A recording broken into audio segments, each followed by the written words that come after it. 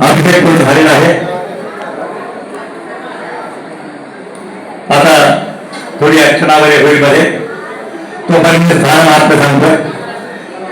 पीठापूर क्षेत्र हे दक्षिण काशी आहे.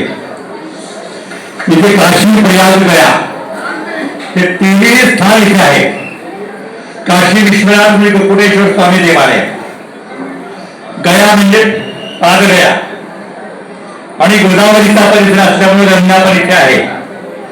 अधिक त्रिस्तरी असणारे पीठापूर क्षेत्र आणि त्यातल्या त्यात गयासुराच्या मस्तकावर जो यज्ञ केला होता तो गयासुराचे पाय इथे होते म्हणून पादगया जो म्हणतो आपण. जे गयेमध्ये श्राद्ध केल्यानंतर जे कर्म फल प्राप्त होतं ते सगळं कर्म इथे पण फल प्राप्त होतं बरं का. असं पीठापूरचं अत्यंत महत्व आहे. आणि या ठिकाणी विशेष आपल्या भाग्याने दत्तात्रेयाचा प्रथम अवतार श्रीपाद श्रीगंध स्वामी यांचा अवतार झाला, प्राकट्य झालं. आणि ते कुठे झालं? पीठापूरमध्ये कुठे झालं? कुठे झालं?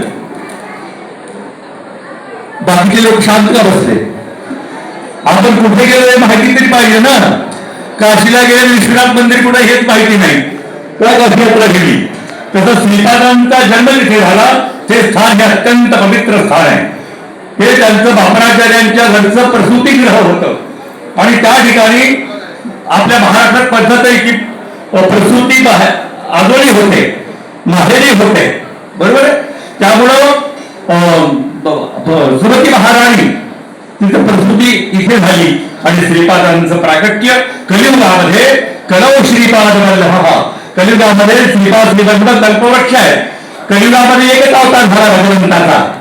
द्वापार युगामध्ये कृष्ण झाले, त्यानंतर अवतार झाला नाही. आता पुढे केव्हा होणार माहिती नाही, कल्कीचा अवतार शेवटी होणार आहे. म्हणून सध्या एकच अवतार झाला, तो पुढे परिपूर्ण तपस साक्षात श्रीपादो भगवान.